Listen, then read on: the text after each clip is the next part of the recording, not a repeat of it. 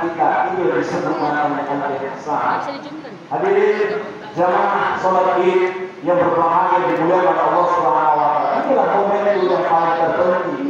Maka kenapa kita bangsa Indonesia, bangsa yang dosa ini, kita selalu datang mengunjungi orang tua kita, itu bahagia daripada mengamalkan nilai-nilai Quran yang disebut dengan al-ihsan itu.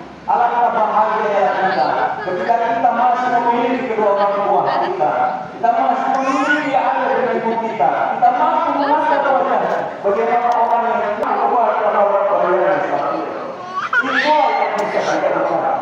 Maka kita berpikir orang-orang yang masih memiliki kedua orang tua dan karena itu merupakan salah satu jalan kita menuju surga Allah Subhanahu wa taala. Berbaiklah kita dengan orang tua kita, sesalah apapun orang tua kita kepada kita. Kita sebagai seorang anak harus mendekati orang tua kita dengan baik. Karena sebab kita di zaman Nabi Musa. Di zaman Nabi Musa ini, kalau orang yang berbuat salah langsung dihukum oleh Allah Subhanahu wa taala, yaitu mengutuk mereka menjadi seekor babi atau seekor orang. Suatu saat Nabi Musa diperintahkan oleh Allah Subhanahu wa taala, Musa, kalau kau ingin masuk surga, temanlah orang-orang yang selalu berbuat baik.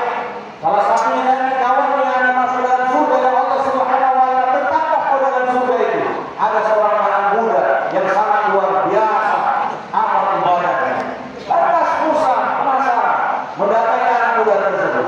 Setiap hari dipantau anak muda itu hanya memandikan sepasang ekor babi. Lantas Musa penasaran, wahai anak muda, aku diperintahkan oleh Allah untuk melihat kau. Engkau akan menjadi tetanggaku di akhirat kelak.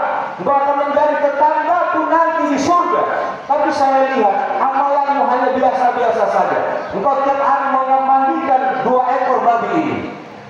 Apa amalan terbaik yang sebenarnya kau kerjakan? Wahai Musa, kau lihat aku hari ini tiap hari memandikan 2 ekor babi. 2 ekor babi ini adalah orang tuaku yang dia dulu durhaka kepada Allah Subhanahu wa taala.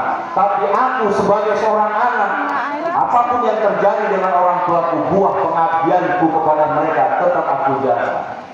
Allahu Akbar, Allahu Akbar, walillahil hamd. Itulah contoh bagi kehidupan kita hadirin jamaah sholat Id yang berbahagia dimuliakan oleh Allah Subhanahu wa taala. Kadang-kadang kita sebagai seorang anak, kadang-kadang kita sebagai seorang orang tua kepada anak ataupun kepada orang tua kita, ada persoalan kecil menjadi besar, ada persoalan hal-hal yang barangkali di luar batas-batas kemanusiaan kita. Kadang-kadang kita memperputus tali silaturahim dengan orang tua kita. Orang yang paling mulia di dunia ini adalah orang yang mampu, yaitu memuliakan kedua orang tuamu, maka kau tidak akan pernah mencium surga Allah Subhanahu wa taala. Jangankan masuk ke dalam surga Allah, mencium bau wanginya surga Allah Subhanahu wa taala tidak bisa. Allahu Akbar, Allahu Akbar, walillahil hamd. Yang kedua, yaitu berbuat baik dengan orang tua kita ketika kita nanti masuk dalam surga Allah Subhanahu wa taala.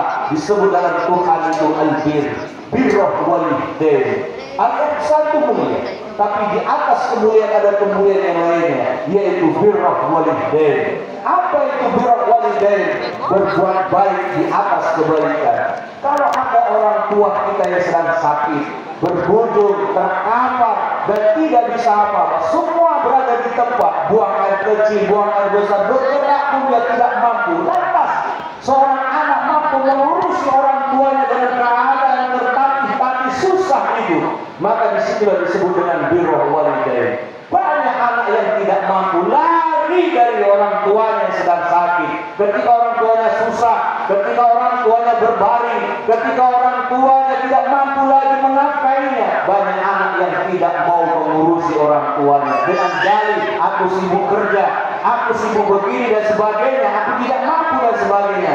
Disitulah dituntut kemampuan seorang anak mampu mengurusi orang tuanya yang sedang tidak mampu dalam kehidupannya. Allahu Akbar, Allahu Akbar, walillahil